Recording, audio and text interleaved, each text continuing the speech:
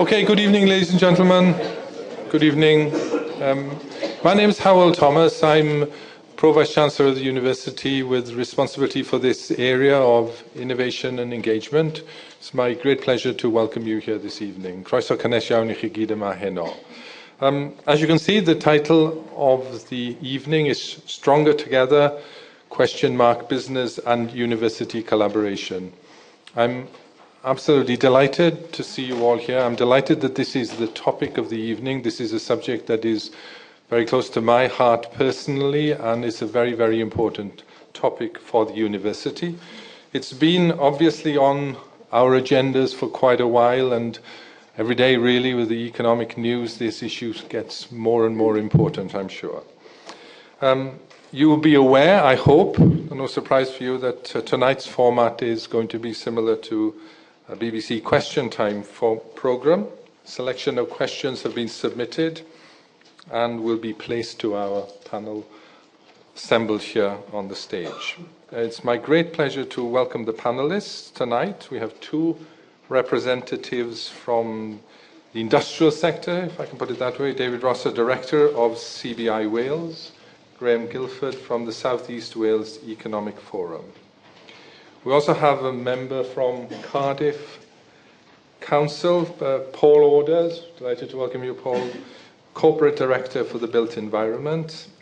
And from the home team from Cardiff University, we have Professor Kevin Morgan from the City and Regional Planning Department.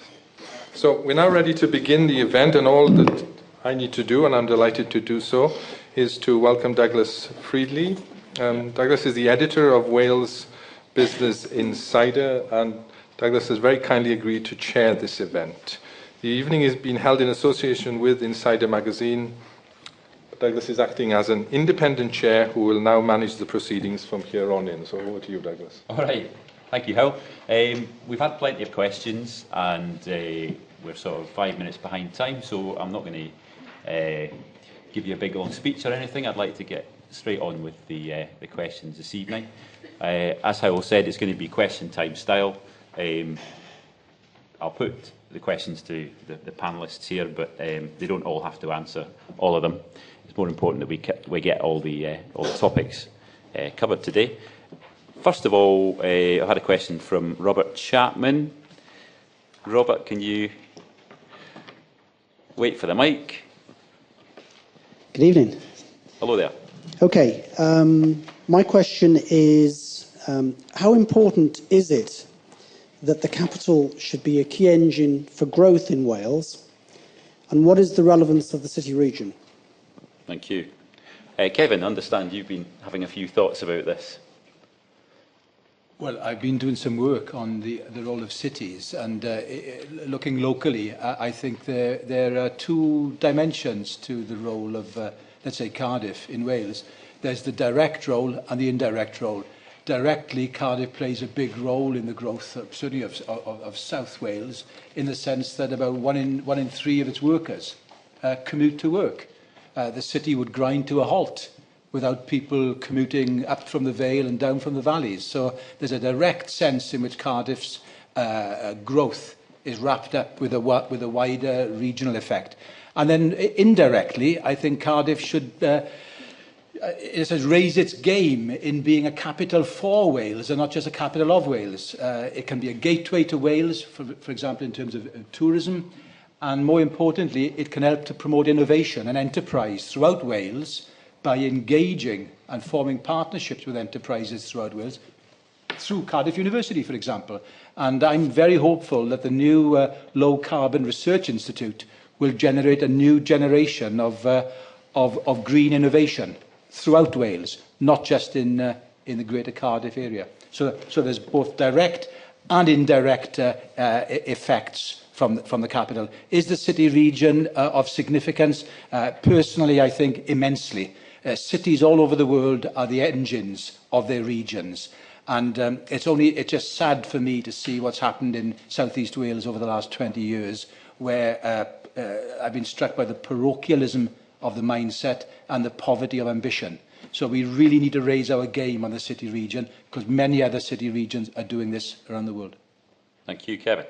Paul, you heard Kevin say Cardiff's to raise its game. Do you want to consider that, and also just whether Cardiff should be the driver for growth in this part of the Wales? Well, I think what Kevin was saying was that we have to project very strongly the whole idea of city regionalism within a Welsh context, and that perhaps is not something that we've always done in the past. I think for a whole range of reasons, which I don't really need to dwell on here, what you've had in a Welsh context is often an emphasis on a fairly glib regionalism that really hasn't captured the regenerative impact that a dynamic city like Cardiff has on the wider hinterland.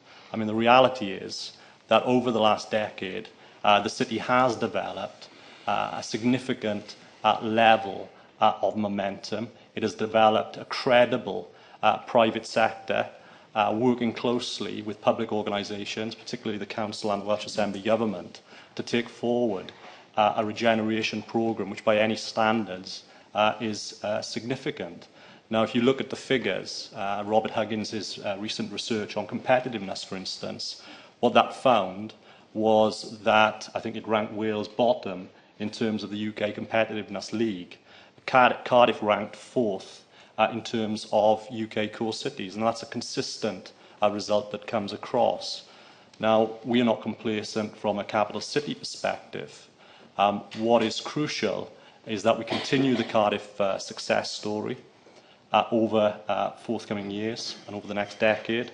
But what's critical is that we find ways and means of ensuring that what's happening in Cardiff in terms of opportunities have a positive and beneficial impact on valley communities in particular. The fact of the matter is you've got a fairly buoyant labour market in parts of the coastal belt of South Wales, and we all know some of the major structural problems that we've got in areas like the heads of the valleys. And one of the great challenges that we face is to ensure that we're creating infrastructure and connectivity between areas like the heads of the valleys and Cardiff, so that we're developing a successful city region in the future. Okay, thank you. Graham, do you want to say just briefly what the South East Wales Economic Forum does? Because that sounds pretty relevant to this question, but I'm not sure in what way. Well, I hope so, yes. The South East Wales Economic Forum has existed for nearly 10 years now and is a group that aims to bring together the key stakeholders in the South East Wales regional economy, that being business, universities, local authorities, trade unions, assembly government, and so on. In 2005, the forum did actually produce a 10-year economic development strategy for South East Wales, which addressed actually this question as a very fundamental question. And Robert has asked whether the capital city should be an engine for economic development, and I think it's very clear from what Kevin and Paul have said that the capital city is the engine for economic development and growth in the region. The key question from the forum's point of view really is it recognised as such, and what does that mean in terms of policy? The key policy conflict I think we've seen in the region over that period is between an investment in the coastal belt, obviously centred on Cardiff, with an attempt to trickle down that investment into the rest of the region, or a direct investment in pockets of deprivation, perhaps in the valley areas. And I tend to liken this in an analogy to how you would go about irrigating a desert. And you could either get streams of people to take buckets of water and go out and pour them into the desert, in which case they evaporate, but it represents a short-term solution, or you could invest in a proper irrigation system to bring water down from the mountains, which is a longer-term approach, but something that is more sustainable. And I think the key problem with this policy conflict is that you have the short-term political attractions of investment in pockets of deprivation, which can trigger announcements and all the rest of it, or you have the long-term economic development strategy of creating a really sustainable infrastructure. But then you're talking 10 to 15 years, and that requires a lot of patience. It requires all of the stakeholders to be bought into that single objective. And I would agree very much with Kevin that we have not, unfortunately, in South East Wales, achieved that to date. Okay, thank you. David, do you think of Cardiff as the engine for growth in this part of Wales, or should the efforts be spread more widely? I think the question was, is it the engine of growth for Wales? And in that context, I think Kevin's distinction between direct and indirect effects is pretty helpful.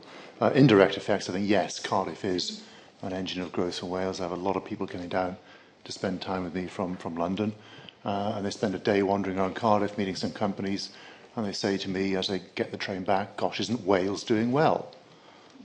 And I don't tend to disillusion them, but there's a huge difference. But nonetheless, if they see Cardiff as a vibrant, thriving city, I think that reflects well on Wales. That's a good thing. When it comes to direct relationships, I think it's much more about the South East Wales area, and we should be big enough to think about the role of Chester and Liverpool for North Wales. Cardiff as a city is generating its own economy. It's in a good space. It's companies generating jobs, generating wealth, and it really is a question of how we spread that out, and Graham's talked a bit about that. Paul is absolutely right. It's about infrastructure, it's about connectivity. Merthyr is 15 minutes from Corriton, but it feels like it's a world away.